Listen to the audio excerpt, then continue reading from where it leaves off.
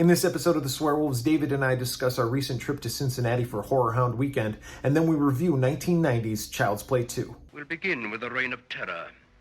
A few murders here and there.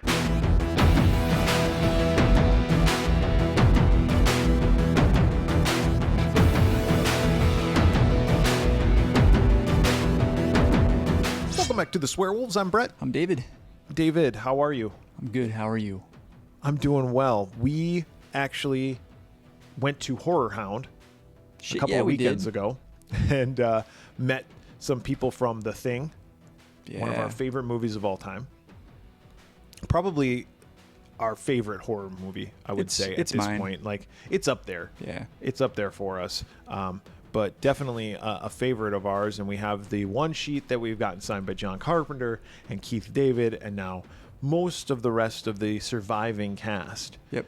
Because we met them at HorrorHound, so that was good times. And we didn't include an update last week. Shame on us. On our time there at HorrorHound. So while we were there, we recorded, like we always do, a small, short, but it ends up being long recap of the events. So why don't we flash back to that? Yeah, and listen to the short or possibly long recap right now.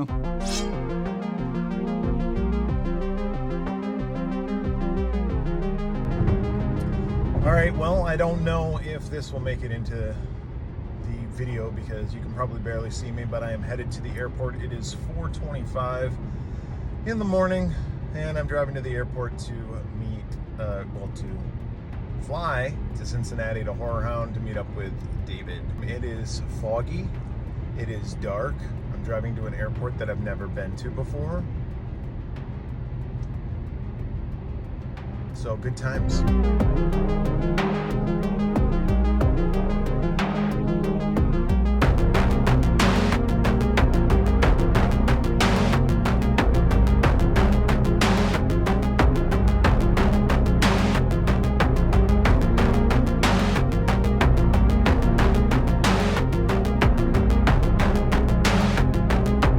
We're at HorrorHound in Cincinnati. I'm here with David. That's true. Hi.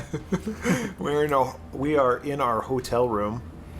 And in between makeout sessions, we decided we should record a recap. That's so hot. It is very... so we got into Cincinnati. Both of us got into Cincinnati yesterday. Yesterday was Friday. And good flights, I think, right? Yeah, uneventful, which is the best kind of flying. Yeah. But we got in here in the early evening and went to the first day of HorrorHound, which was quite nice. Yeah. Low key. No complaints. Not a lot of lines. Pretty short lines other than... fuck. Can I just tell you guys something? One long line. Can I tell you guys what pisses me off the most in the world? Can I get a beat? Can I get a beat? No. Okay, so... David and I came to HorrorHound primarily because we have original Thing posters, okay? We had them already signed by Keith David, who is here. And John Carpenter. And so we read and found out that a majority of the remaining living cast, with the exception of T.K. Carter and Kurt Russell, were going to be at HorrorHound. So it's like, fuck yeah. Jackpot. So, yeah, we got tickets. We got VIP passes. We did this a while ago. We were all back in June. Yeah, it was a while ago. And unfortunately, Richard Masur, who plays Clark in The Thing, had to cancel last minute because he came down with COVID. So hopefully he is okay. Yeah, we found out about it while, you were in the air, I think, or you had just landed in Chicago, and I was at the airport in Phoenix, and I saw it come through, and I was like, fuck. Yeah, so unfortunately he had to cancel. Okay, whatever. And then earlier in the week, Joe Polis had canceled. And Joe Polis plays... Fuchs. Who we'd met before, and I had him on a couple things, but I didn't have him on this poster. Richard Masur I needed on 3 different things. Yeah. So he was one of the people I was most excited to get. Yeah, so... Anyway, he had to cancel because of family emergency, and hopefully everything's okay. All right, I get that. So now we're down to 3 guys. We got David Clennon, who plays Palmer. We got Thomas Waits, who plays Windows. We got Peter Maloney, who plays Bennings. Yeah. Okay, so those 3 guys are still going to be here. Great. Get them. And they also added Tony Caesar. Yeah, he was the stunt. He was one of the stunt guys, but his big stunt was he did the firewalk scene in the thing. Yeah, not important to me. Yeah, and we were like, I'm not gonna bother getting. I mean, that's nice, but I'm not getting him on my poster. No, saving the money. So, all right, so we'll get these 3 guys. All right, so we're in line for David Clennon. Palmer, and there is a guy who is in front of us. And he goes up there. It's 3 guys. And they have 21 things. It's 25, I think. Whatever it was. It was ridiculous. 25 things for him to fucking sign. Because they are, like... probably consignment guys. Or something like that. And we've used consignment before on things. But my impression always was for consignment that they arrange it with the people. Yeah, and you do that shit privately. And they go, oh, yeah, come to our hotel room and just sign some stuff. That's how most of the pros do it. But these guys are like, fuck this. We're just going to go with our little fucking red wagon. Cart full of shit. Around fucking... what do they go? Radio Flyer. We're going to take my Radio Flyer to the fucking convention and cart around these posters and have them sign a bunch of shit. And of course, they got specific things that they want him to write and specific places on each poster. And, you know, God bless fucking Palmer. Yeah, David Clennon was super nice about it and very cool. And he was like, and he's kind of chatty anyway. Yes. Really nice guy, but it took fucking forever. So, like, while he was signing all that shit, we're just like, fuck this, let's get the other guys. Yeah. And we can come back to David Clennon, which actually proved to be a good strategy because that line had barely even gotten longer. Yep, it had barely gotten longer, but it also hadn't moved because those guys were still there. They were just finishing up. Well, then David Clennon, who, like I said, bless his heart, very verbose, and he wants to talk to people. And he talks to them, and he talks to them. And then right when you think that he can't talk anymore, he keeps talking to them. And some guy had another one sheet from a different movie that this dude was in, and he starts talking to him about that. And then he's like, I don't even know what else, but it was like 15 fucking minutes. It was a long time. And it was funny too, because while we were waiting, because at this point, I think we were like next, or maybe there's one other person, but there was a woman that was in the line with us. It was like a few people back, and I kept looking back at her because she was making the best faces, like just rolling her eyes and just being like, "Oh my god." Yeah. She was like Tony Stark in that GIF. Yes, like, yes. Just has her arms crossed and rolling her eyes. And it wasn't all...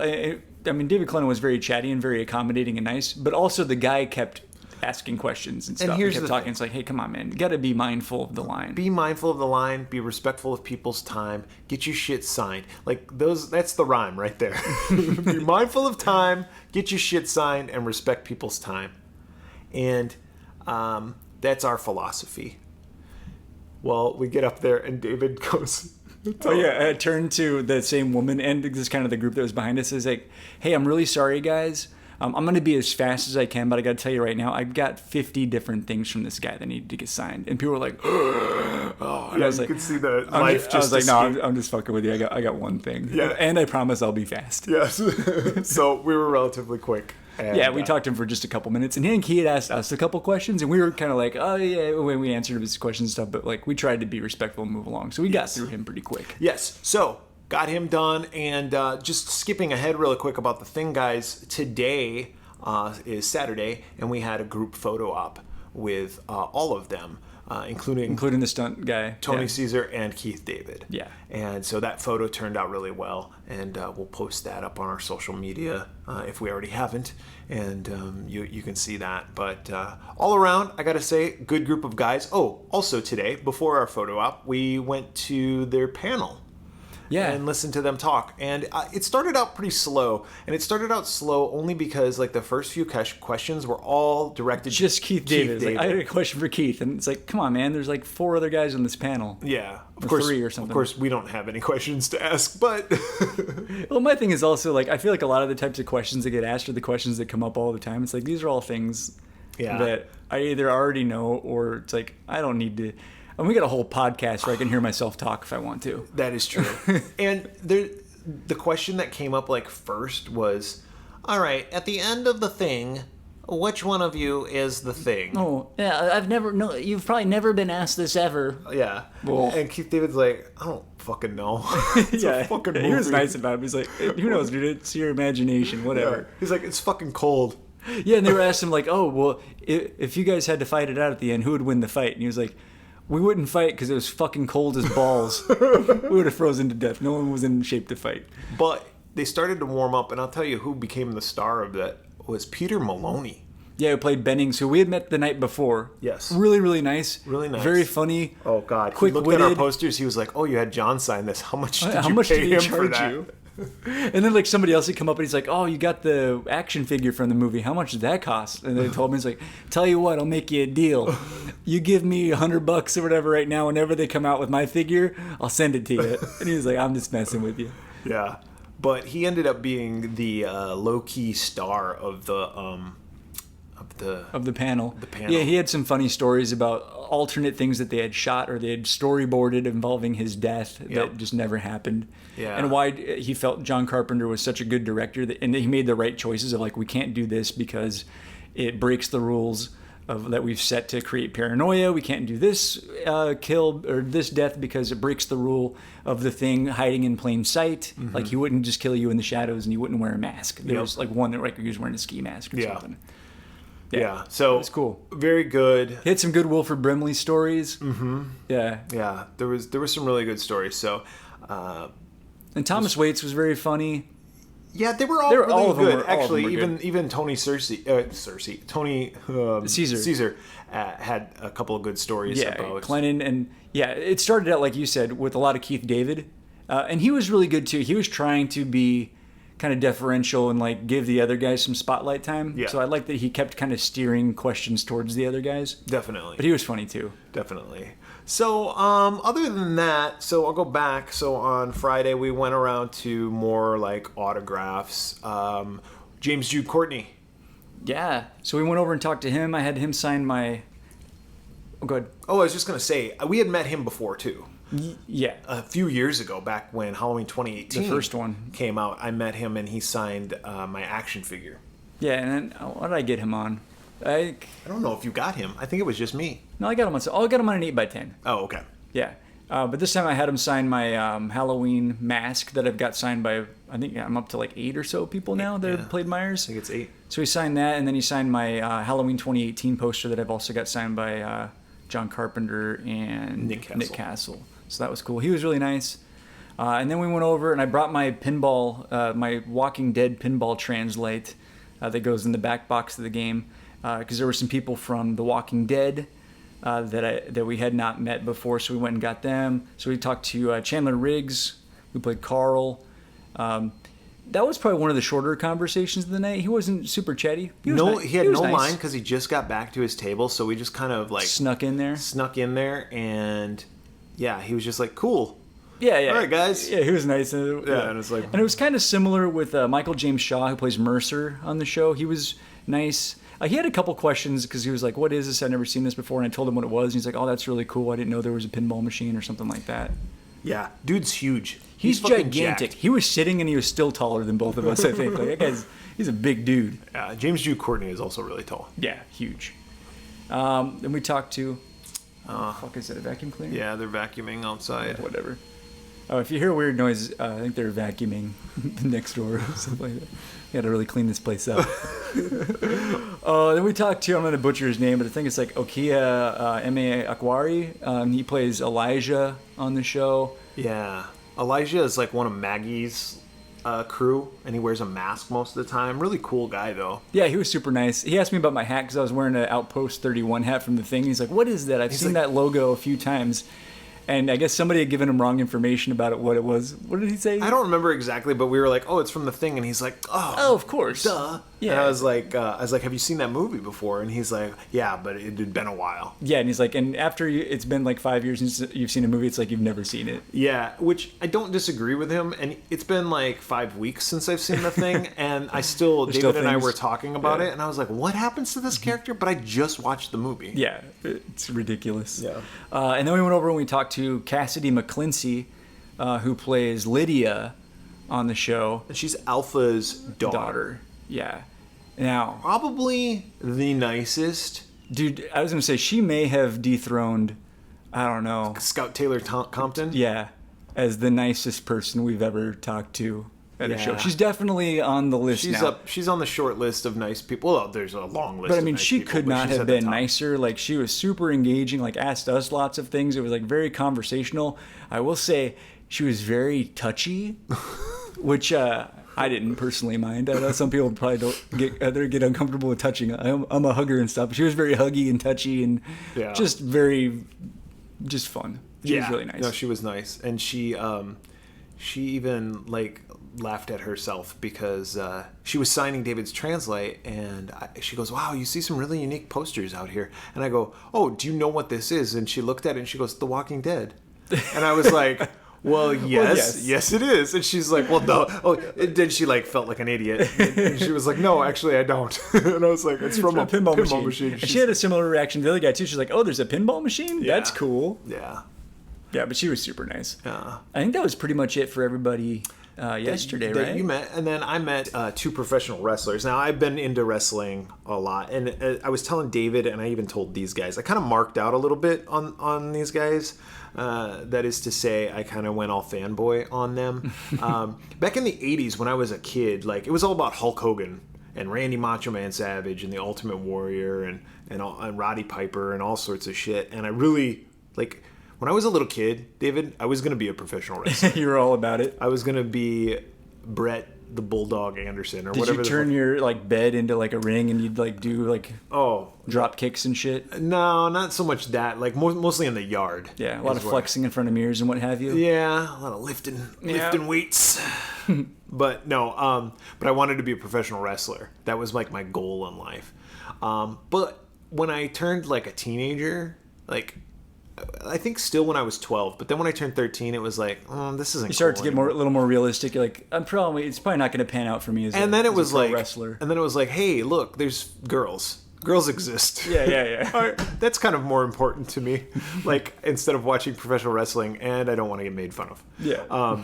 So it kind of fell out of favor. However, when I then didn't care what people thought about me anymore, I was like, well, I'm going to do whatever I want to do. And one of the reasons why I got back into professional wrestling was because I was talking to my cousin, and my cousin was like, hey, there's new shit going on in wrestling. You should watch it. And I started watching it, and these two guys came over. They quit WWF, and they went over to WCW, the rival company. They defected. And they went over there and they started this group called the NWO. And those two guys were Scott Hall and Kevin Nash. Well, and that shit was big because, like, I'm not a wrestling guy, but even I've heard of that. I'm familiar with NWO. Well, Scott Hall passed away recently, unfortunately, but Kevin Nash he was here. And he's done stuff. He was in movies like Magic Mike, Teenage Mutant Ninja Turtles 2. Yeah, he was Super Shredder.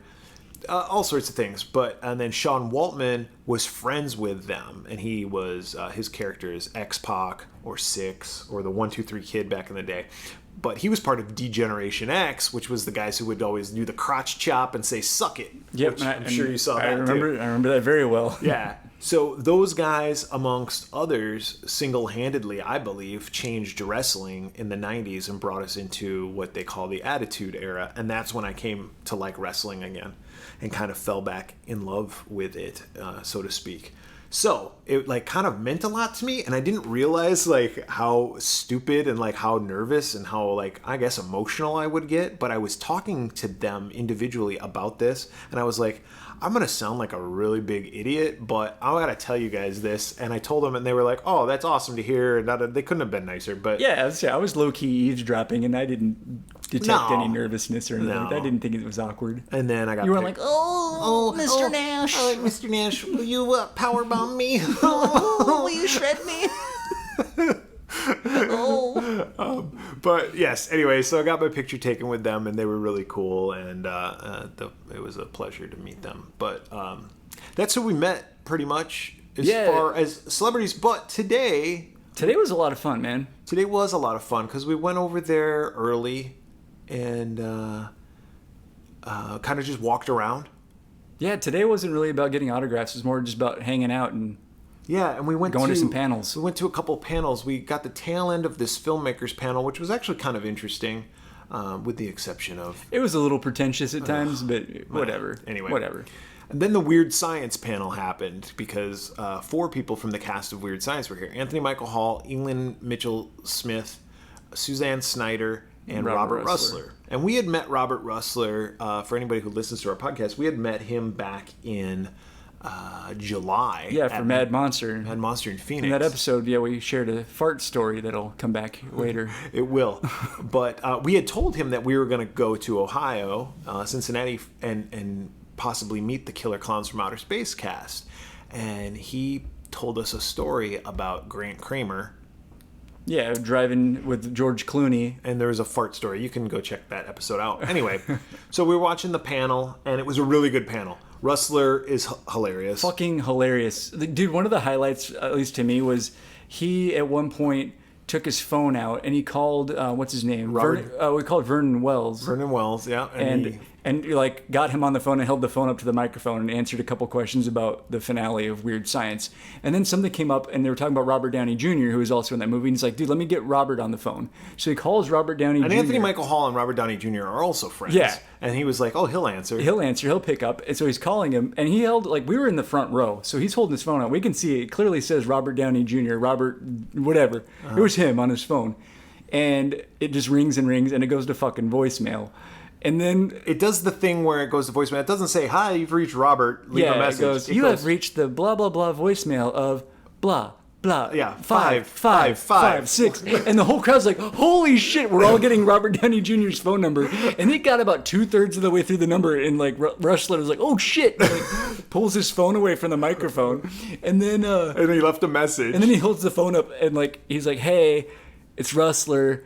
You're probably going to want to change your phone number soon. Because you're probably going to get about 700 phone calls from the Cincinnati area. I'll explain later. Call me. Bye-bye.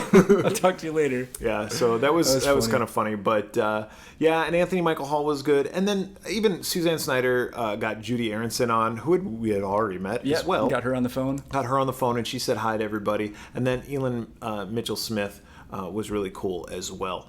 So it was just a good panel all around. That panel was really funny. And then after that was the Thing panel. But later on, David and I were walking through, and I was getting some video for the YouTube channel. Yeah, some what they call B-roll, David. Yeah. In the industry. Yeah. I'm in the biz now. Mm-hmm. And we were walking by Russler, and he had one guy there. And so he was just finishing up signing something. So I said, let's go over and talk to him real quick. Yeah. So I went over there and kind of reintroduced myself. I was like, hey, look, we met you back in July in Phoenix. And he was like, oh, yeah. He didn't remember us. Well, I think when we were you told us a story about Grant Kramer farting. It kind of triggered us. Oh, yeah. And I go, so we told you we were going to be here. And you were like, ask Grant about that. And he goes, And the light bulb went off in his head, and he stood up and he goes, Kramer, get over here when you get a chance. And Grant Kramer came right over, and he goes, so I told these gentlemen about a time when you, me, and Clooney were driving. And he's like, oh, yes, I remember that trip quite well. He's like, well, do you remember just farting like crazy? Oh, he's like, absolutely, I remember. I had a really bad gas that whole trip. And he's like, I can't just hold it. It was going to hurt. I had to let it out. Yeah. So that was quite funny. So we talked to them for a little bit. And, we were talking about different kinds of farts, and it just had a whole fart conversation. David was really curious as to what kind of farts this guy had. And he told me. It was very cool. So, and then he told us, he goes, that's not a story I tell everybody. So we felt kind of privileged, very special to hear that one. But so that was cool. And then. We just kind of putzed around again a little bit, got some food. I think that was pretty much it. Yeah. Oh, I wanted to talk about this. I got something too. Oh, we probably got the same thing. The kid? We went down and got lunch. And it was kind of cafeteria style. They had a bunch of different vendors. Really good food, by the way. Fucking delicious mac and cheese with bourbon chicken on it. Yeah. And so we sat down at a table. Like I said, it's like cafeteria style. And all the tables were kind of taken. We found a table, so it was just us. But pretty much every table had people at it. Yeah, and this family comes up, this mom and this dad, and their 11-year-old, we found out he is 11, but their 11-year-old son. And they sit down at the table with us, and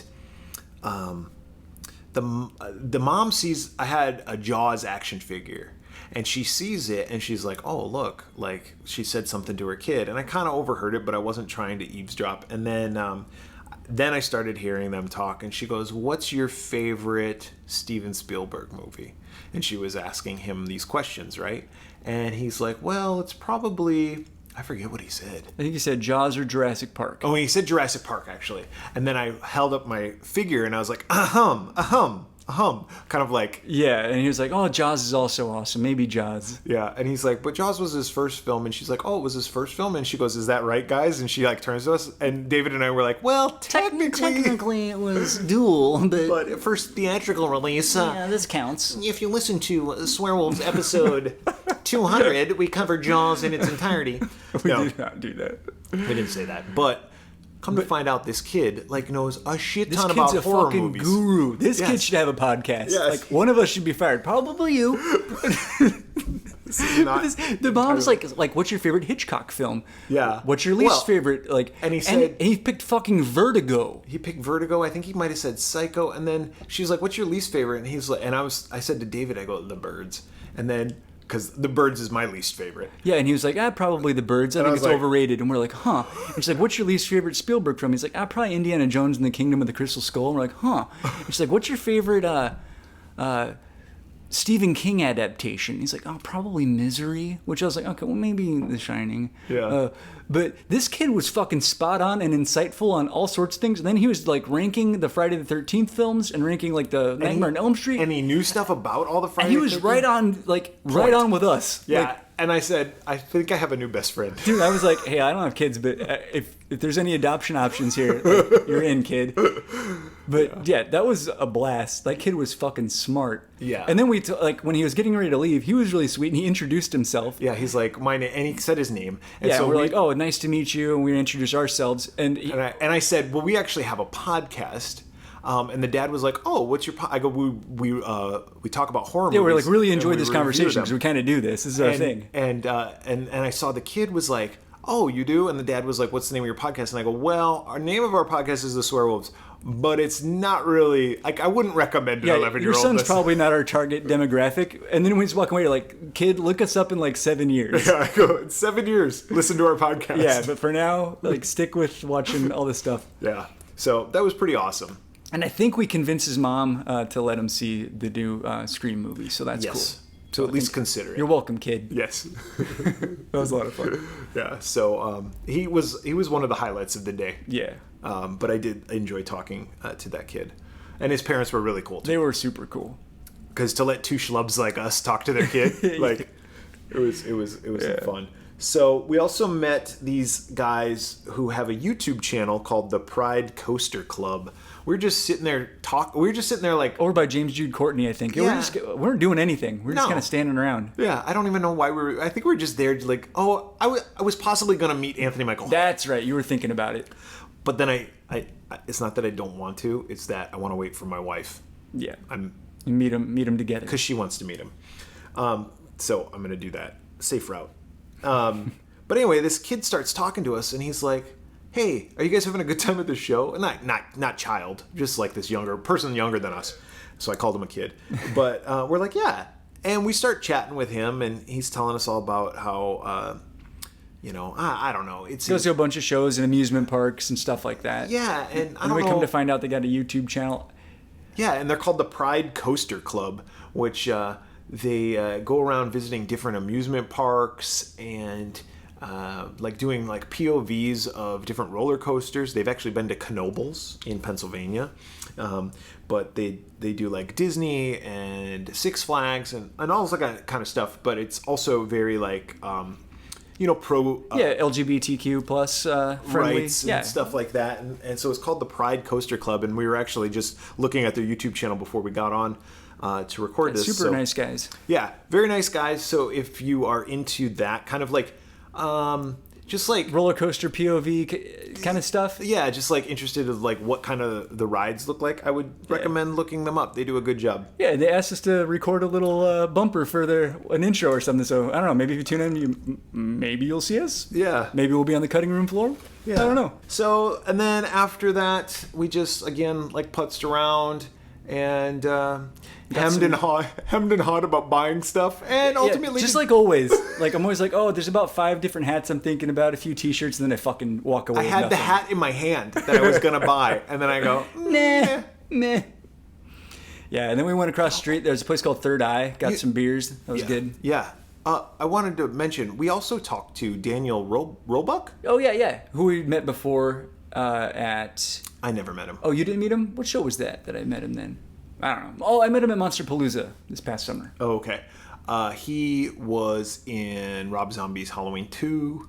He's in the new Monsters. He plays Grandpa. Yep. But really nice guy. Yeah. He had he was doing a signing there at his table, and we saw that he had like these custom action figures. Yeah. And they really, were really nice fucking ones. cool, and they were for sale, and I almost pulled the trigger on one of them. Because he had a really cool Grandpa Munster one, and he had one of his character in the Frankenstein costume from Halloween 2, Rob Zombie's Halloween. Yeah. They were both really, really cool figures. But then I realized I hate Rob Zombie's Halloween 2, although I really like that figure, and I haven't seen seen Monsters, so you might not like it. And they weren't cheap either. I mean, they're custom, so they're a little spendy. Yeah, so that's that. Anyway, yeah, we ate at that Third Eye. It was good. The Third Eye PA, pretty tasty beer. I had a couple last night. I had one today. Who knows? I might have another right after we record. Not sure. They also have Diet Coke. There you go. I'm a Diet Pepsi guy, but Diet Coke will do in a pinch. So that's it from HorrorHound. We both leave for the airport bright and early tomorrow at 5:30 in the morning. It's an early day. But we'll get home nice and early, and tomorrow is the start of the football season. Yes, that's right. And I'll get home in time to see it. Perfect. Yeah, I'll get it. You will too. Yeah, kind of. Yeah. I gotta fly to Charlotte. You gotta fly to Charlotte. Oh shit. Charlotte, North Carolina. Oh shit, a Swearwolf is in our presence here. Have you ever been in that airport? No, I have not. They got fucking rocking chairs, so if you got a layover, you should go hang out in one of the rocking chairs. Literally 30 minutes, I think, from the time. No, 25 minutes. You gotta fucking run. I gotta haul ass. Hopefully. Is your seat close to the front of the plane? Yes. Good. You have to fucking sprint. I got a direct flight, bitch. All right. I did not have a direct flight here, but direct flight back. Oh. Very nice. It's hard times, David. It's hard times. I gotta save as much money as I can. So that's it. Oh, HorrorHound also gave us some goodies. Oh yeah, because we had the VIPs. We got pretty kick-ass tiki mugs and T-shirt. Yeah, I'll put a picture up on the cool socials, and that's about it. So why don't we get this back to David and Bret talking about some bullshit? I'm sure they're on their bullshit again. I'm sure. Oh God, what movie are they talking about? Child's Play 2. Child's Play 2. Yeah, have fun, fuckers. Yeah, you fucking asshole. You deserve everything you get in life. Whether this movie's good or bad, you deserve it. All right, well, it sounds like we had a lot of fun there, so thank you, Bret and David. Like both a hoot and a holler.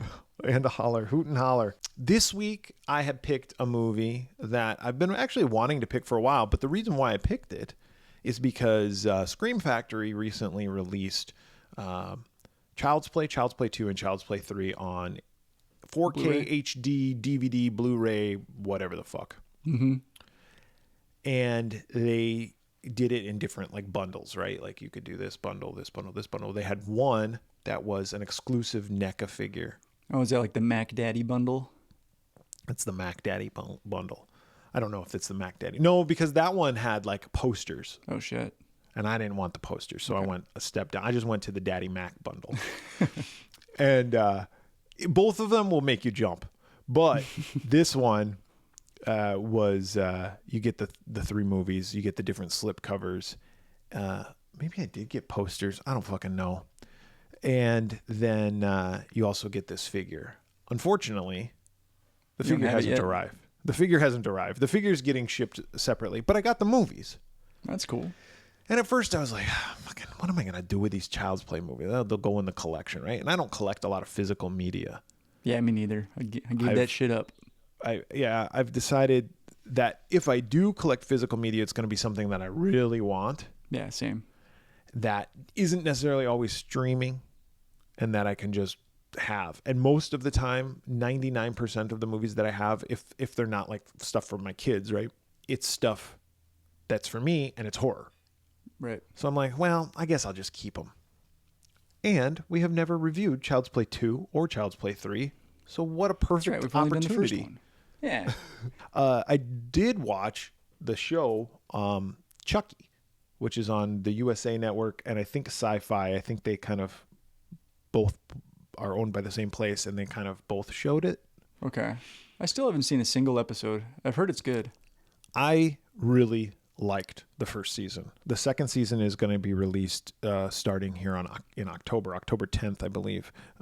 This year, 2022, is when the second season starts. I loved the first season. I thought they did a great job with it. And I'm one who's like, Chucky's corny. Yeah. And sometimes that pisses me off. We're not bearing the lead here. I don't think either of us are big Chucky guys. No. I think we've mentioned that in other episodes. We find the concept of like killer dolls to be kind of dumb. This show, the Chucky show, made me rethink that. Oh, God. You're a big Chucky fanboy, huh? I'm a Chucky fanboy now. Oh, God. I like Devon Sawa. Devon Sawa's in it. I like Devon Sawa. Jennifer Tilly, I like her. She's in it. The kids that are in it are good. Fiona Dourif's in it, and that's Brad Dourif's daughter. Daughter, right. And she does a good job. Brad Dourif's in it as the voice of Chucky, so they're kind of acting together, if you will, from time to time. I got to check it out at some point when my wife's not around, because that's definitely not her thing. Yeah, well, you know what? Just put it on when she is around. Take a stand, David. There you go. We're watching this, and you're going to like it. Well, you don't have to like it. Just let me watch it. So let's just get right into it. Child's Play 2 came out in 1990. The release date for it specifically was November 9th, 1990. David? Yes, Brett. What was the number one movie in the theater on November 9th, 1990? I think I'm going to go with this, but I feel like it's going to be one of those, if it won the box office, it probably just squeaked by. Because I don't think this was a big hit, but I'll say it did well enough to take the crown. Child's Play 2 was the number one movie in the theater. Boom. I don't know what it got for box office that first weekend, but it definitely was the number one movie when it opened up. Makes sense, because this is like right after Halloween, so you got a little bit of a hangover. And Child's Play was a hit. That's why they made a second one. And you got to remember that people like going to the movie theaters to see horror films. Yeah, that's especially around Halloween. Yes, that's a thing that people like to see. You know, kind of we rarely have sidetracks, but a sidetrack here. Halloween Kills is coming out. Yeah, I can't wait. In October. I'm excited. I'm looking forward to it. Or Halloween Ends, excuse me, not Halloween Kills. Ends. Yes. Halloween Ends. And Jamie Lee Curtis had this whole thing that she posted, a video of her talking about it, saying, look, when Halloween Kills came out, it was during the pandemic, still kind of at the ass end of the pandemic. It still exists. COVID does, at least. So when Halloween Kills came out, we released it in the theater and on Peacock. We're going to do the same thing for Halloween Ends. So you can watch it in the theater, or you can watch it at home, or you can do both. Yeah, I liked that, because when Halloween Kills came out, I watched it on Peacock. Mm-hmm. But I think this one, I'll make the trip to the theater. So a long trip, 5 minutes down the road. 5 minutes down the road. I don't have a theater 5 minutes away from me. It's not that far away from me, but I enjoyed watching it at home. It was like, I think it came out on a Friday, so it was like the build up all day. You know, yeah. I didn't have a lot to do that day at work, so I put in Halloween 2018 and watched that, and I was all excited for it to play. So this year, what I think we're going to do, and the kids are down for it, is that we're going to put in Halloween 2018, have that play. Actually, then do Halloween Kills and just marathon all three of them? Actually, the kids are going to be at school. On a Friday, so I will wait till they get out, but I'll probably watch those during the day and have them on at least, and then we'll all watch it. We'll get like popcorn and snacks and candy and shit like that. It'll be fun. It will be fun. So I enjoy watching movies at home with and I'm my sure family. When that one comes out, we'll do like what we did with 2018 and Halloween Kills. Like we'll do kind of a mini review. Yeah. And then insert it into whatever we're talking about that week. Yeah, maybe we'll time it. We'll do a Maybe that'll be our Halloween episode. Who go knows? together. Halloween does come out on is a Monday this year, so we will have an episode that drops on Halloween. Okay. People like going to theater to see horror movies. I went and That's saw why Nope. the movie did well. Yes, I went and saw Nope in the theater. I'll go to the movie theater to see a horror film. And I was talking about same. Halloween Ends, and you were saying like you're gonna go see Halloween Ends in the theater. And other movies, I'm like, man, I don't need to see. I can wait. I just saw Elvis. Yeah, same. I'll just wait till it's streaming. I saw Elvis not that long ago. I waited for it to stream. You saw Top Gun the other week. You're like, I'll wait for it to stream. Like, I don't need to go to the theater to see that. Exactly. But people like horror movies. Okay, number one song, November 9th, 1990. Think about where you were. Okay, go back in time. Dude, 1990 was a fun year. Like, I have a lot of fond memories of being a kid. Yeah, 'Cause you this were was what, I 10? had just turned 10 when this movie came out. Yeah. So I'm going to go with a song that I did not like as a kid by a group that I did not like, but everyone liked. Yeah. And that's New Kids on the Block. I'm going to go Step by Step. Ooh, baby, gonna get to you, girl. Step one, we can have lots of fun. Is that what it was? Step two, there's so much we can do.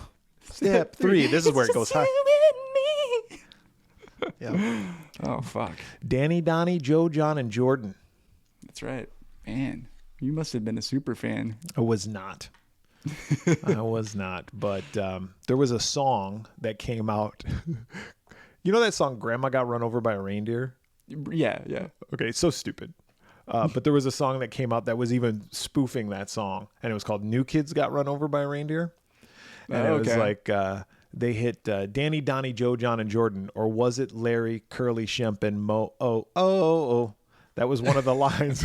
That's how I always remember their names. That's funny. My wife, on the other hand, loves New Kids on the Big fan? Block. Absolutely in love. Yeah, my sister was a big fan. She loves Jordan. That was my sister's favorite, I think, was also Jordan. Jordan and Donnie. Yep. Donnie was the bad boy, right? Bad boy, yep. Yeah. Because He do Hanging Tough? Was that his song? Listen up, everybody, if you want to take a chance. Just get on the floor and do the New Kids dance. Listen, I am not rough. Sure you are. Yeah, a real tough guy. I was not a New Kids fan, but you couldn't escape them. No, they were everywhere. They were everywhere.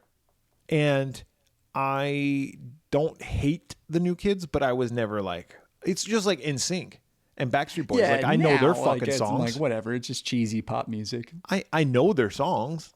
I never owned a New Kids album. I never owned an NSYNC album. But yeah, 10-year-old David was like, fucking New Kids. What was 10-year-old David listening to? Probably whatever my parents were listening to. It's like, they should be playing more Boston on the radio. More Led Zeppelin. Well, 10-year-old David would be happy because that was not the number one song. Okay. But 10-year-old David still might be upset because the number one song was Ice Ice Baby by Vanilla Ice. You know what's funny about that song? I know we'll eventually talk about Child's Play too, but that's one of those songs that I pretended that I didn't like, that I secretly liked as a kid. At school, you're like, fucking I was like, Vanilla Ice is stupid. He's dumb. I was always more of an MC Hammer guy me too. than Vanilla Ice, but I secretly was like, Vanilla Ice isn't so I think bad. MC Hammer had legs. Vanilla Ice was like one hit and he was out of there. Yeah, he he's did kind of that. a flash in the pan. He did another song that they released as a single. I believe it was like Play That Funky Music, White Boy or something. He had like a few that. singles, but that one album, To the Extreme, that was pretty much it. Yeah. You know who I was like that with? Secretly I liked, but I never told anybody, was Milli Vanilli. That's wonderful. Right around this time, Milli Vanilli had a bunch of hits. Blame It on the Rain. Oh, blame it on the rain that was falling. I was not a fan, but I remember that they were pretty popular. Sure you weren't. Don't you don't have to keep it up, David. I was kind of indifferent, I think, on that one. Milli Vanilli. All right. Child's Play 2. Child's Play 2, Ice Ice Baby. There was the song. Okay. Child's Play 2 was written by Don Mancini. He's back. He's written everything. He continues to write. That's cool. for this. Directed by John Lafia, with who I think was one of the writers or co-writer of the first one, if I'm not mistaken. Possibly. I had all that information up earlier, but whatever. Just roll with it. Well, yeah, you're right, David. Music by Graham Revell, produced by David Kirshner. Stars Alex Vincent, he's back as Andy Barclay. Brad Dourif, that we talked about earlier, is the voice of Chucky, with Ed Gale being the in-suit performer of Chucky. We got Christine Elise as Kyle. Now, Christine Elise, right around this time also, maybe a little bit after or right around this time, she was on Beverly Hills 90210. Right. She played Brandon's girlfriend. Ooh. Yeah. Love that show. Both Alex Vincent and Christine Elise reprised their roles later on in like The Curse of Chucky or The Cult of Chucky, one of those ones, and now in the new show. And so they're both in the TV show, right? Yep. That's cool. We got some other people too. Runtime of this movie was 84 minutes with a budget of $13 million. What do you think it made at the box office? 20? No, 35.8 million. Oh, well done, Chucky. Yeah. Chucky did well at the box office, and it also did well on home video. Oh, I'm sure.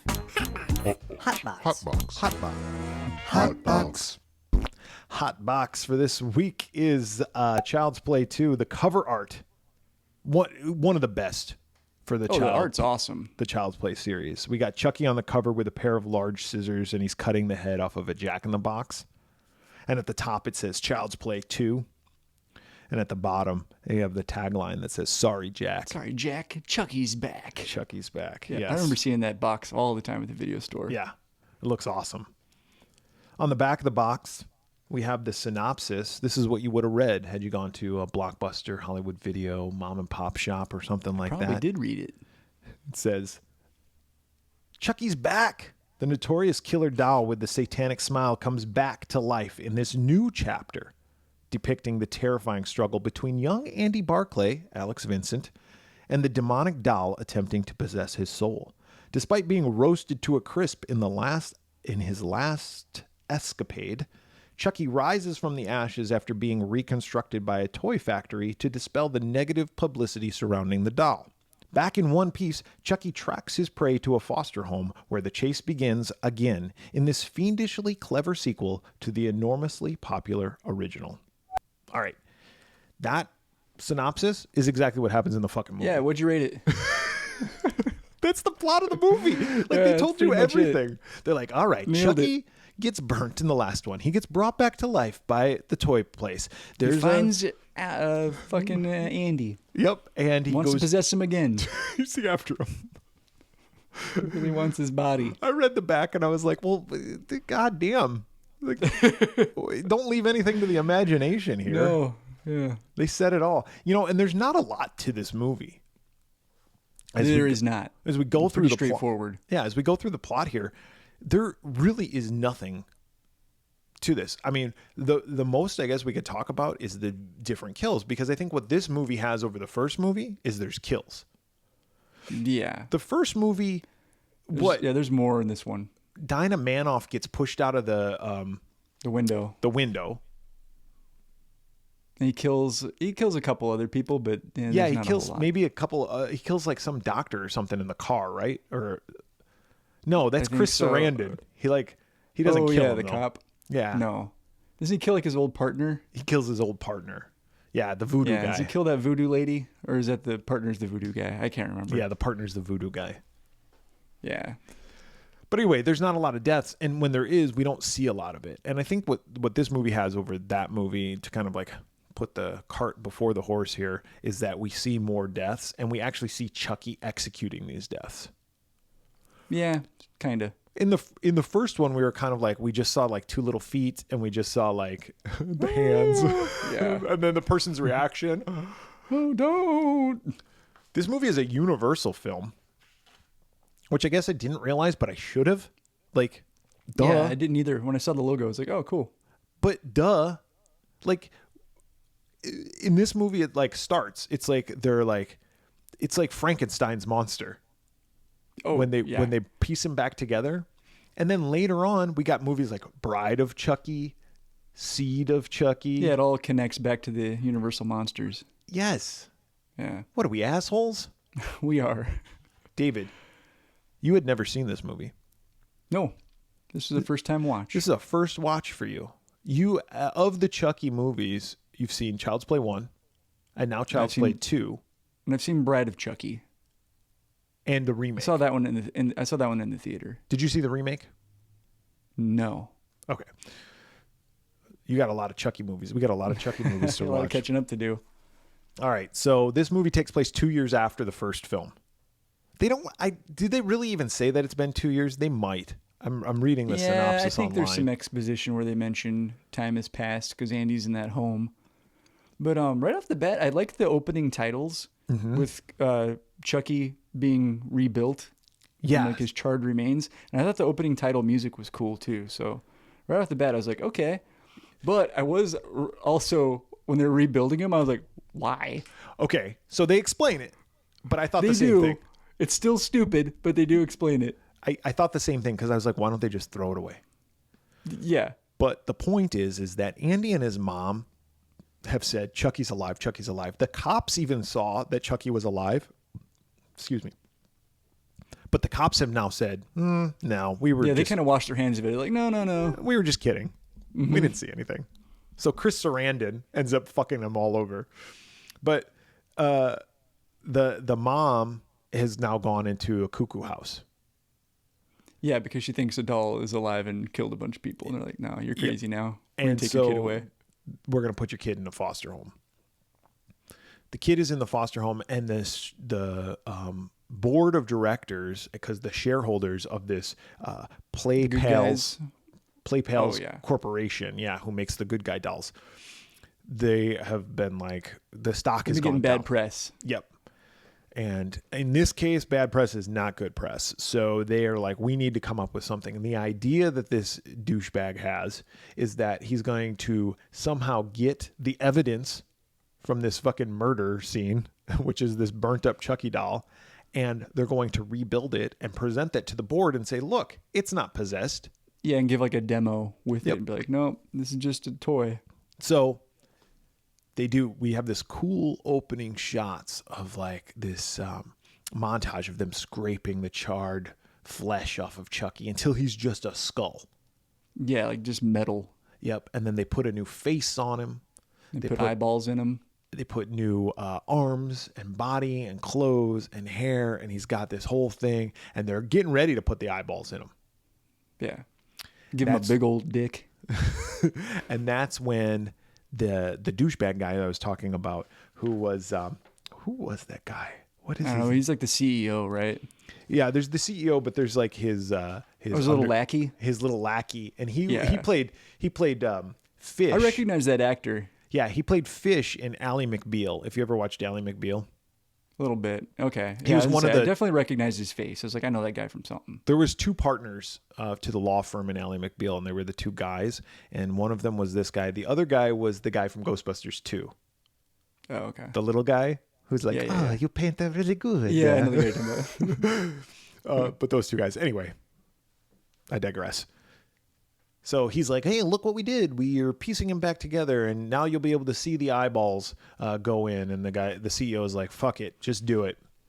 So the guy goes to put the eyeballs in, and as he does, he like gets electrocuted. Yeah, how? Why? Is there a power surge? Or... Yeah, there was some kind of power surge. But that wouldn't electrocute you. Like, the power would just go out. Yeah, when it happened, I was like, what? What's going on here? And even the room, like, where they're putting them together has, like, a viewing window and everything. I'm like, what kind of factory is this? It's like a hospital. Yeah, it's like a hospital, like, one little room where you can view, like, oh, yeah. Well, to be fair, this was the R&D department, and they were the ones putting it together. You can watch because the guy says, like, we don't usually put these together by hand. These, they get put together in a factory line. Yeah, in the factory line. So that's why it's taking so long. So they get it in there, but he does get electrocuted. So much force goes through his body that he flies, does a 360, and through the glass window. Through the glass, he's fucking dead. To which the CEO is like, you take care of this. You got to clean this up. What I don't understand is like, why not just report it? Like it was an accident. Like we got to cover this up. No more bad press associated with this doll, though, David. Yeah. The Billy was like, yeah, do something like dispose of this human body. Yeah. I'd be like, that's not my fucking job description, pal. Dude, this lackey gets treated like shit by the really CEO. does. I would have quit. Absolutely. And he even says like, hey, what do you want me to do with the doll? And he's like, why don't you stick it up your ass? Like, dude, fuck you. I quit. This I would job quit. sucks. I would quit, and then I'd be like, and I'm also going to go to the press, so fuck you twice. And you're going to be screwed because you're going to be out of a job because just because you're CEO doesn't mean you're not They got a board of fireable. directors to report to. Yeah. You're Fuck out nuts. on your ass, buddy. Yep. See you later. Yeah, this guy's a real dick. He's just hostile, like with like no provocation, just very rotten. Unless you pay me. Yeah. Okay. So this is going on, okay? Chucky's now, I mean, He's not alive. bury the lead. Yeah, it's alive. That brought Chucky back to life. The electricity did it. Yep. Hey, if we can suspend every disbelief time. for Frankenstein's monster. I was gonna say, dude, if I've learned anything in horror movies, it's that electricity brings things to life. Friday the 13th, part 6. We got all these movies that prove this, and now Child's Play 2 is just, it does bother me when people call it Chucky, because it's not all Chucky. It's Child's Play 2, Child's Play 3, and then we go into the Chucky series. Chucky 2. Chucky 2? Have you seen Chucky 2? No, because there's no such fucking movie. There's not a movie called Doesn't Chucky. exist. There's not a movie called Chucky 2. Get it right, people. There's a TV show, but anyway. Oh, the Child's Play show? No. God damn it. Fuck you. Andy is 8 years old, little Andy, and he's been in foster care since the murders happened, and he thinks someday he's going to go see his mom. His mom's not doing well, though. She's in the loony bin. In a loony bin. So he goes, and these two foster parents, Phil and Joanne, the Simpsons. Yeah, they come visit where he's staying. So he's at like, where is he? He's almost like an orphanage. Kinda? Yeah, he's at a foster like home where they dole out kids, and then he's gonna go to and it's run by fucking Susan's mom from Seinfeld. Oh, is it? George's fiance? Yeah. As soon as I saw that lady, I was like, so I apologize in advance. When she comes up later, all of my notes, I call her Susan's mom. Okay. I don't know what her actual character is. Well, they're these foster parents, Phil and Joanne Simpson, they're also fostering a teenager named Kyle, and they're gonna take Andy also. Yeah. Now Phil is kind of needs a change of scenery. Phil is a dick. He's an asshole. Right off the bat, Phil's an asshole. He's like, I don't know about this kid, he saw some murders and all this other kind of He's got some stuff. problems. And then when he brings him in the house, he's like, don't touch my porcelain statue. Yeah, Don't touch my Very figurine. valuable. What It's an a heirloom. dick. Fuck you. Who would have stuff that they would collect that they wouldn't allow kids to play with, Yeah, and put it in a spot that's very accessible. Come on, now, put that up on a shelf then. That would be me. Like, kids, you can play with anything in this house but my NECA figures. But those are the toys. I don't care. I Go wanna play with them. some knives. Yeah, exactly. Go run around with these scissors. So Andy's there. And then he's also like, we got rule number 1, no running in the house. Rule number 2, don't touch the porcelain Don't figures. touch my shit. Rule number 3, stay in your room. Like, he's got all these rules. Like, Yeah, but it's like, you're an asshole. what Why? a drag. And you're choosing to have me here. Like, I wasn't an accident. I wasn't. Yeah, I'm a guest. Yeah. How about a little hospitality? The wife's nice, though. And I'm She 8. wants him to feel at home. An 8-year-old kid's going to run around a new house, want to play, Yeah. Dude, he's got a cool room, though. His room's kick-ass. Like, he's got a ton of toys. He does. So when the mom takes him into the room, like, this is your room. Like, there's, like, a toy chest, and it's just full of stuff. And he's all excited. He's like, oh, yay. And he opens the And he closet. opens the closet, and he's like, oh, fuck. Yeah. It's a fucking Good guy doll. guy's doll in there named Tommy. Yeah. And Tommy is, Andy's like, fuck this. And they're like, it's just a doll. It's just a doll. It's like, the kid was traumatized. Yeah. No me gusta. Like, no, get that away from me. Yeah. So the dad takes it and he, what's he do with it? At some point, he throws it down in the basement, but that's not now. But they take it and they like put it aside, and Andy's like, okay, well, whatever. Anyway, we meet Kyle, and she's like typical 90s teenager, right? She's smoking. Kind of rebellious. Yeah. She got a good heart. She's got a good heart. And but she's always going out on dates and working and stuff. But she's also in high school. Yeah, she's very busy. Yeah, she's full got plate. A lot to do. As her foster parents, wouldn't you be like, hey, like, look, we're taking care of you. Like, you don't have to have. Yeah, you don't have to do all this stuff. Let's just pay attention to high school. Like, maybe you want to get good grades and go to college, and maybe we don't see like the other half of the story, and actually they're very dependent on her. That you got your cut of the rent. Yeah, well, they're like, also. No, I'll have it for you on Friday. Like, you fucking better. They're also getting money from the state too if they're foster parents. They got quite the scam going. They're all just counting up the ducats here.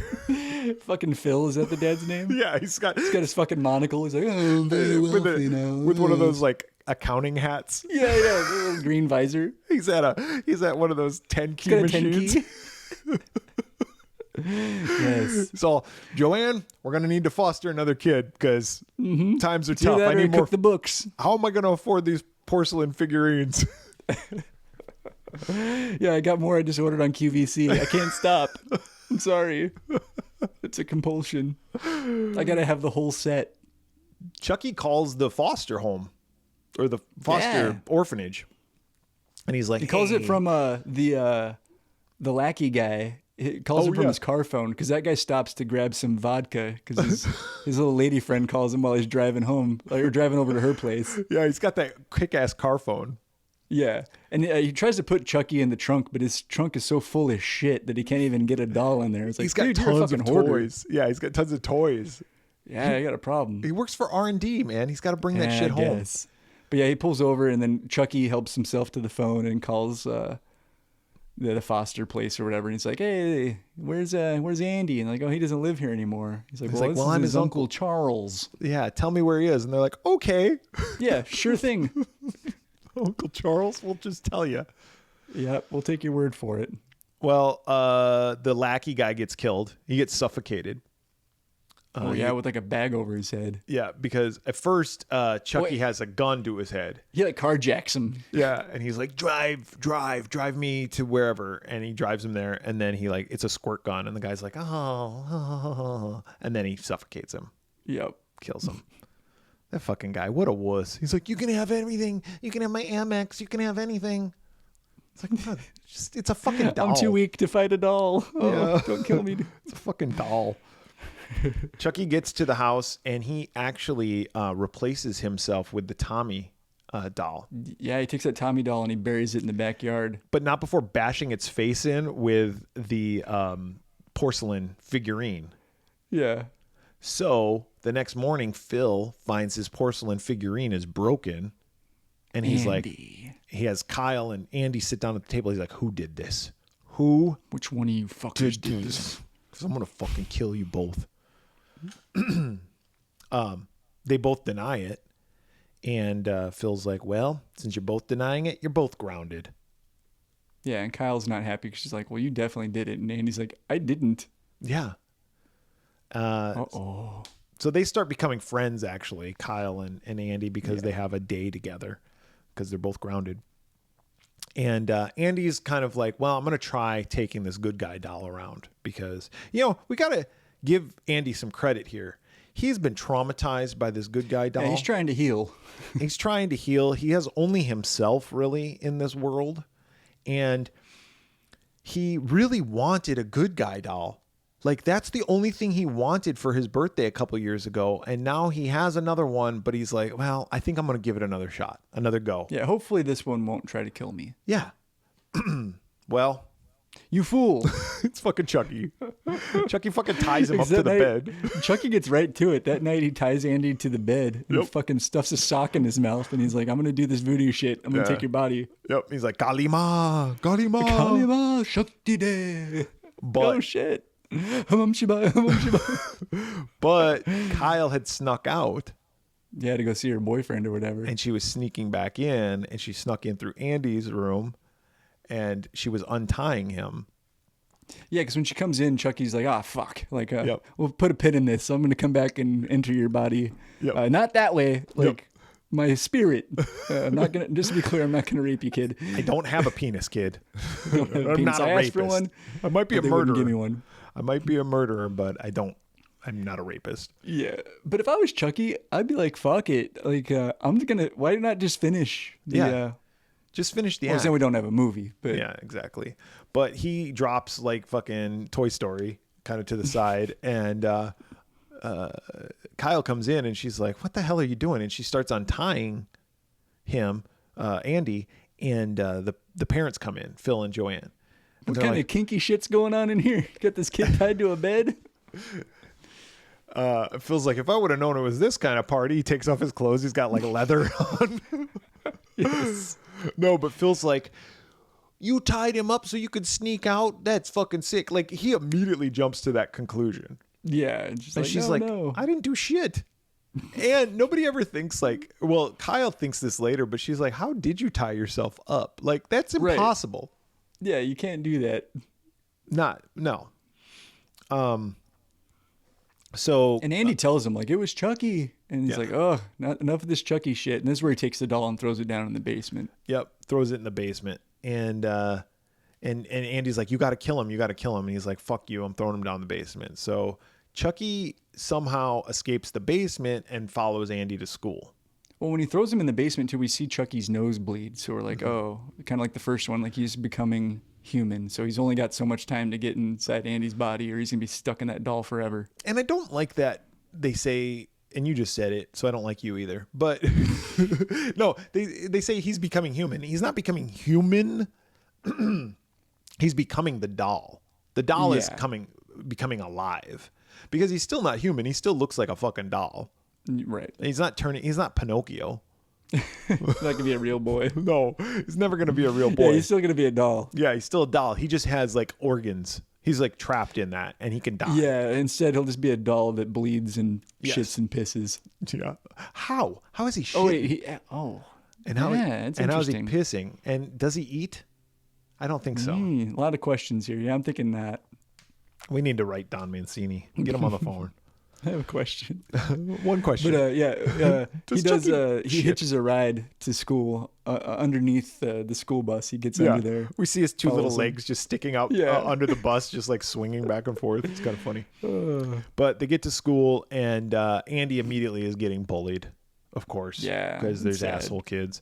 And he goes into the classroom, and Chucky's there. And Andy turns in his work, and the teacher's going through everybody's work. And she sees Andy's paper, What's and it this says, shit? "Fuck you, bitch." It's like, Andy. It's like, I didn't do that. And she's like, like, "Sure well, you yes, you didn't." So did. she keeps him late. Yeah. She fucking locks him in the classroom by himself. Highly illegal. By Yeah, the it's way. like, you can't do that to a kid. She takes the Chucky doll, throws it in the closet, locks it in there. She tells Andy to keep his head down, and she locks the door from the outside as she goes storming off to the office to call the parents. Yeah, it's like, you can't do that. Chucky's screaming from the closet to Andy. He's like, "Let me out, Andy." He says, let me out, you little dick. Let me the fuck out. He's like, "I'm not going to kill anybody else. Just let me the fuck out of here." Yeah. Andy's like, "I've had enough of this." He sneaks out the window, and he Yeah, fuck hightails it this home. shit. See ya. Chucky is in the closet. The teacher comes back and she hears him. So she's like, "Andy, what are you doing in that fucking closet?" So she unlocks the closet door. She's looking for him. She can't find him. She can't find him. All of a sudden she turns around and there's fucking Chucky. Yep. And Chucky He hits pops her. out with like one of those little pumps used for like pumping up a basketball or something. It's got the tiny little needle and stabs her with it. It's like, it wouldn't do much. It would hurt though.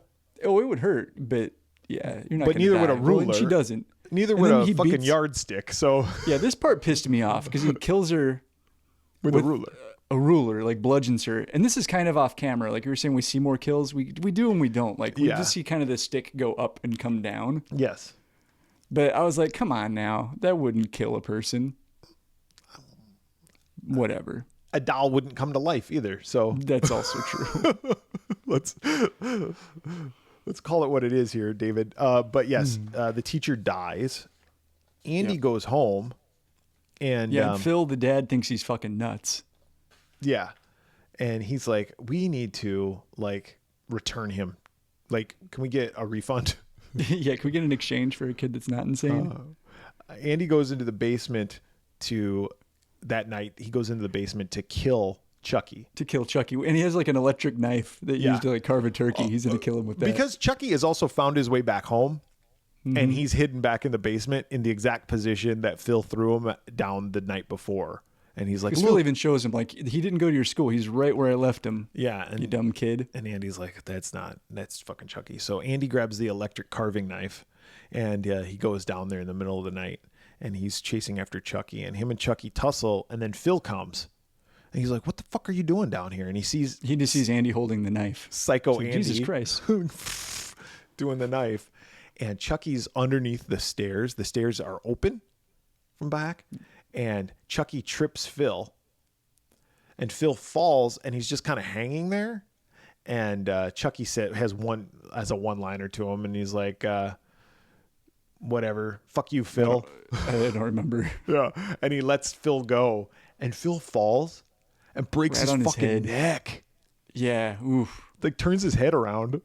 Yeah, he's fucking dead. It's awesome. It was kind of cool. And so the mom comes down and she's like, oh, Phil. And Kyle's like, I'll call 911. She's like, Phil.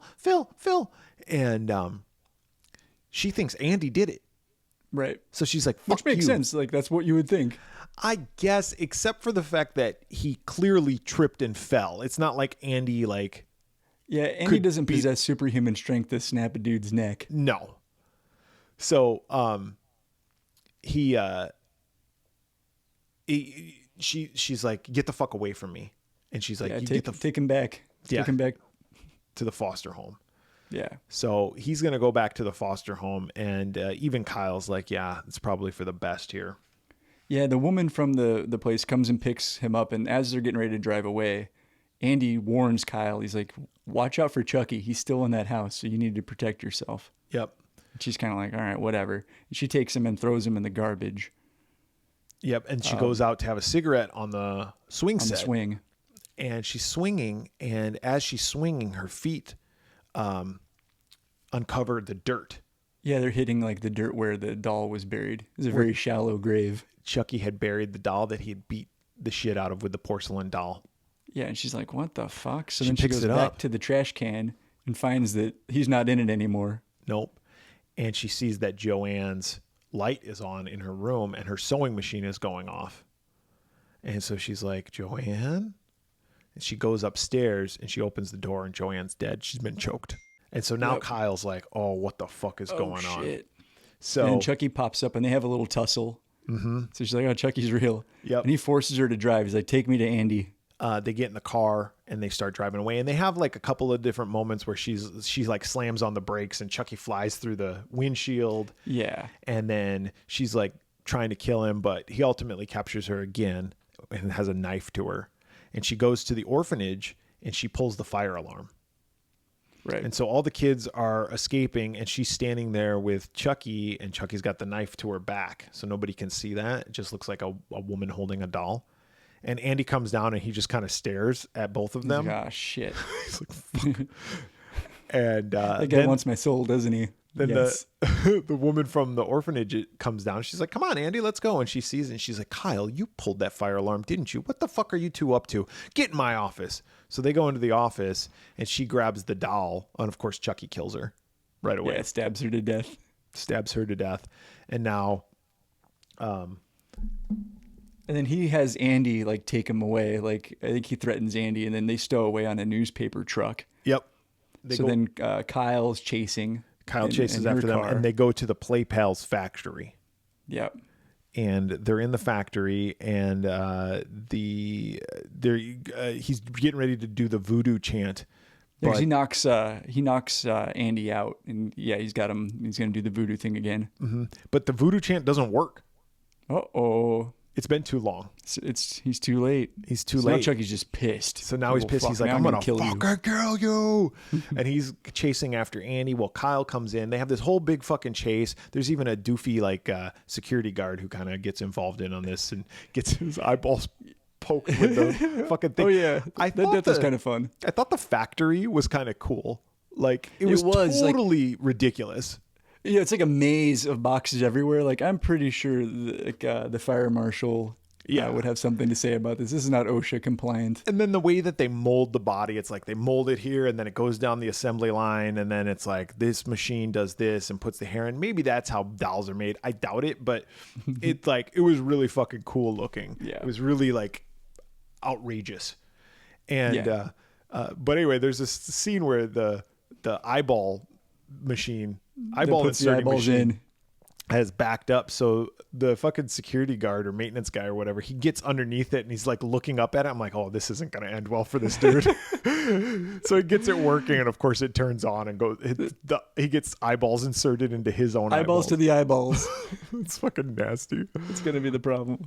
But that was cool. Anyway, they get Chucky ultimately. They chop his hand off. He gets his arm stuck and he rips his own arm off. Yeah, and then he takes the knife and he shoves the knife into his bloody stump. Yes, now he's got like a blade hand arm. And so thing. he's chasing after them, and they get him.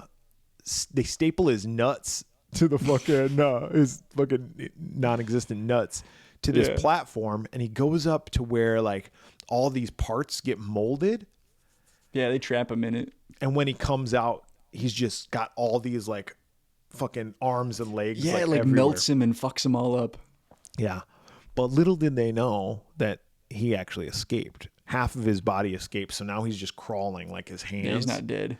And he crawls after them. And then they struggle. Yeah, Andy like sprays Chucky with, I think it was like melted plastic or hot plastic or something. Hot rubber, yeah. Yeah, and saves Kyle because she's about to die. Yeah, that fucker still isn't dead. Nope, and he's like, oh, I'm gonna get you, and then they shove like a fucking air hose into his mouth. Which he refuses to spit out.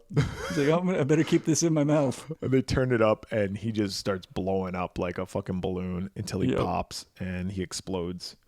And Andy and Kyle leave the factory. The end. Yep. So, Andy's like, where are we going? Home. He's like, where's home? She's like, Andy, I have no idea. Fuck off. I just don't know. Andy, I'm going to leave you somewhere, and I got to go. All right. End of movie. End of movie. So you hadn't seen this movie before, so I will let you go first. Okay. I was actually kind of looking forward to this one because I know, even though I hadn't seen it, I know just from word of mouth that I think most people, it seems like fans of the Child's Play series, this is like one of the favorite ones, if not the favorite. So I was eager to see it. I think I gave the first one 2.5. So I was kind of using that as my benchmark. Mm-hmm. There were things I liked better. Like I thought some of like the camera angles were cool, especially like in the factory. I thought the kills were better. I commented on Alex Vincent's acting in the first one as Andy. I think he does a great job here. I like the Christina Elise character, Kyle. I liked her. I didn't like anybody else, so I didn't like really any of the adults in the movie. And it just felt like my biggest gripes are it felt like the same movie. It was very, very similar. There's not much to it. This movie, we hit on this right at the start. This is all about the kills. The story doesn't really even matter and the story is not a particularly good one. He's trying to do the same thing that he did in the first one. I didn't like that some of the deaths were off camera, but I did like the creativity. Like the eyeball thing was funny. So I put this one pretty close to the first one. I still think I'm going to give a slight edge to part one. So I'm between a 2 and a 2.5. I think I'm going to go 2 on this one. Okay. So I agree with most of everything that you said. And I do think that all the characters that died, with the exception of the security guard at the end, were despicable.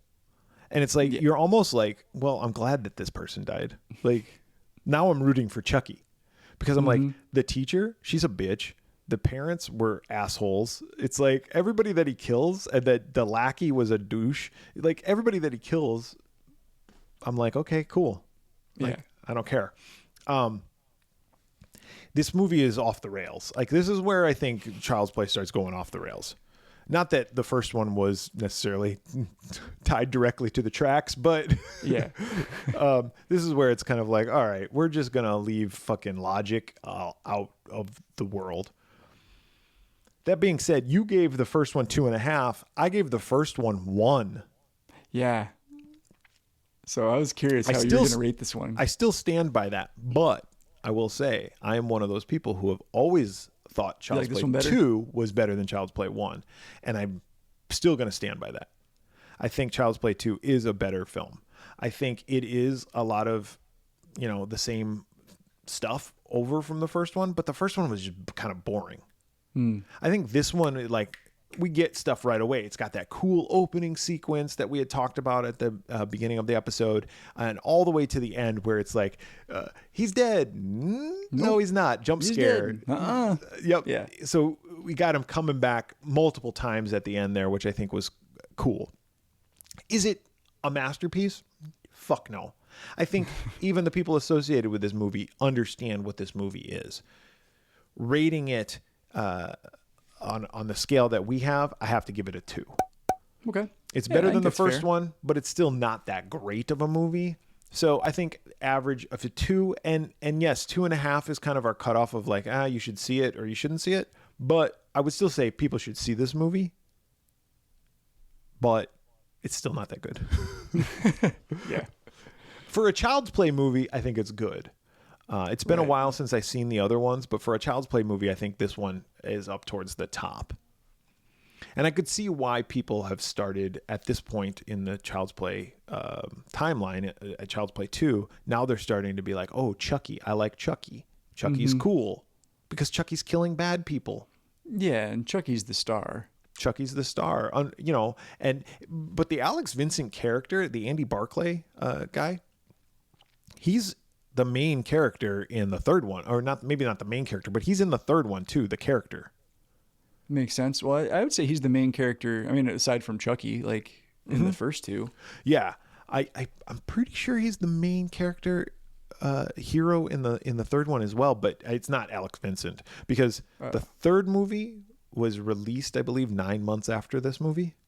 Oh, wow. Quick turnaround time, but it takes place 8 years after the events of the second one. Okay, they do a jump. 8 years, and then it takes 8 years, and then it's 1 month before the events of Bride of Chucky. Oh. In the whole timeline of things. So, but we'll cross that bridge when we come to it. We'll get there eventually. Overall rating of a 2. The Swearwolves say, fuck Chucky. Fucky. More like fucky. Am I right? Fucky. If you have anything to add to this conversation or you want to contact us for any other reason, you can. How can they do it, David? Yeah, on Facebook, Twitter, the Slasher app, TikTok, YouTube, just search the Swearwolves.